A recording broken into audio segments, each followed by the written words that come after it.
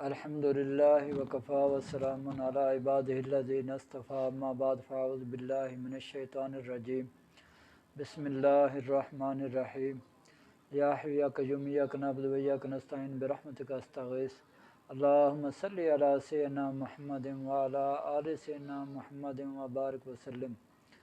میرے پیارے دوستو، السلام علیکم ورحمۃ اللہ وبرکاتہ۔ میں حکیم امتیاز دانش، آپ دیکھ رہے ہیں پاک ہربل دواخانہ یوٹیوب چینل۔ میرے پیارے دوستو، آج ہم جس بیماری کے بارے میں بات کر رہے ہیں اور جس بیماری کا نسخہ آپ کو دینے جا رہے ہیں وہ ہے بیداری ہونا۔ یعنی یہ کون سی بیماری ہے بیداری ہونا؟ یعنی ایسے بندے کو نیند نہیں آتی، یعنی یہ سونے کی کوشش بھی کرتا ہے لیکن اس کو نیند بالکل نہیں آتی۔ بعض لوگوں کو دیکھا گیا ہے کہ وہ رات کو سوتے وقت جب بستر پہ جاتے ہیں سوتے ہیں تو ایسے لگتا ہے جیسے کہ ان کے دماغ میں کوئی فلم چل رہی ہو، ٹھیک ہے جی، اور وہ فلم سوچتے سوچتے وہ فلم ہی دیکھ رہے ہوتے ہیں۔ خیالات ایک ایسا سمندر چل رہا ہوتا ہے خیالات کا کہ ان لوگوں کو بیچاروں کو چین ہی نہیں آتا، کبھی کچھ سوچ رہے ہوتے ہیں کبھی کچھ سوچ رہے ہوتے ہیں۔ اور یہ وہ لوگ ہوتے ہیں جو مالی خوریہ کا شکار بھی ہو جاتے ہیں، وہم کے مریض بھی بن جاتے ہیں، توہم پرستی ان کے اندر آ جاتی ہے، کیونکہ یہ جو مرض ہے یہ عضلاتی اعصابی تحریک کا مرض ہے، ٹھیک ہے جی۔ یعنی جسم میں سداویت بہت زیادہ بڑھ جاتی ہے، اور کچھ لوگوں کو معدے میں تیزابیت اور گیس بہت زیادہ ہو جاتی ہے، جس کی وجہ سے یہ اس مرض کا شکار ہو جاتے ہیں۔ گیس کی وجہ سے بھی ان کو نیند نہیں آتی۔ گیس جب دماغ کی طرف صعود کر جاتی ہے تو یہ بیچارے انتہائی پریشان کن خواب دیکھتے رہتے ہیں، جس کی وجہ سے ان کی نیند ختم ہو جاتی ہے، اور کبھی ان کو خواب آنے شروع ہو جاتے ہیں جس کی وجہ سے ان کی نیند ختم ہو جاتی ہے۔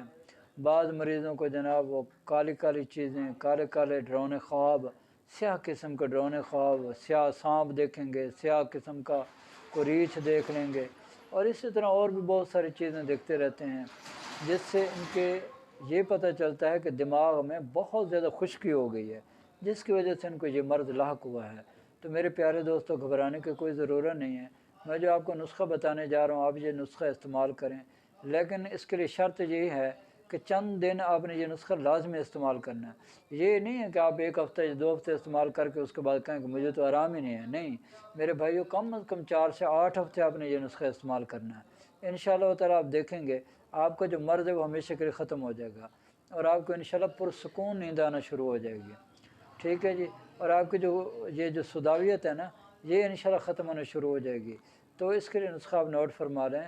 سب سے پہلے آپ نے لینا سنڈ 50 گرام، نوشادر 20 گرام، کالی مرچ 10 گرام، سنا مکی لیں گے آپ 80 گرام، اور کشتہ ہڑتال ورکی لیں گے 10 گرام، ٹھیک ہے۔ آپ اس کا انتہائی کہ باریک پاؤڈر بنا لیں گے، اور یہ جو پاؤڈر ہے یہ آپ نے صبح شام کھانے کے بعد کھانے سے آدھا گھنٹہ بعد آپ نے چھوٹی آدھی چمچ ہمراہ نیم گرم پانی استعمال کرنی ہے۔ اور اس کے ساتھ جو دوسری دوائی بتا رہا ہوں وہ ہے معجون نجاح، ٹھیک ہے، یہ پنسار سے مل جاتی ہے، آپ وہ لے لیں۔ اس کی چھوٹی آدھی چمچ آپ نے دن کے وقت استعمال کرنی ہے، وہ بھی پانی کے ساتھ استعمال کرنی ہے۔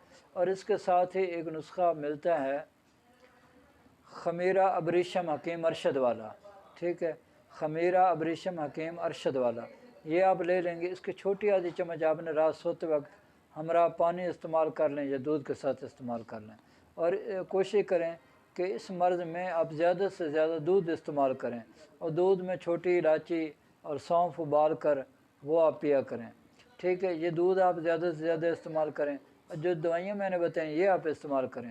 انشاءاللہ تعالیٰ آپ دیکھیں گے کہ اس مرض سے آپ کی ہمیشہ ہمیشہ کے لیے جان چھوٹ جائے گی۔ اور میری اب اللہ سے دعا ہے کہ اللہ تعالیٰ مجھے اور آپ کو اور پوری دنیا کے تمام مسلمانوں کو صحت والی، سلامتی والی، عافیت والی، برکتوں والی، کامیابیوں والی، خوشحالی والی، خوشیوں بھری، سعادتوں بھری زندگی نصیب کرے۔